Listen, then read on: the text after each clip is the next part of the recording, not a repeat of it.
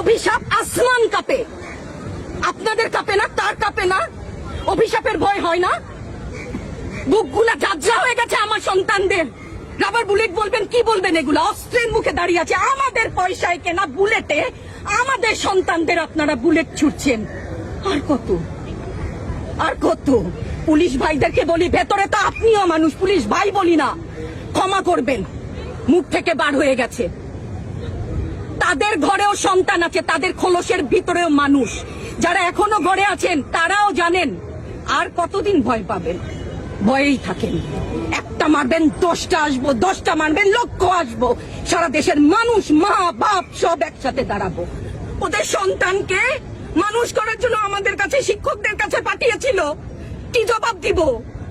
আমার তো কোনো মুখ নাই, আমি শিক্ষক, আমার ভাষা নাই।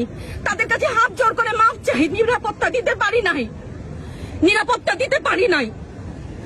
মনে হয় রাস্তায় শহীদ হয়ে গেলে যদি এই লজ্জা আমার কিছুটা কাটে। ওদেরকে বলবার আমার কিছু নাই।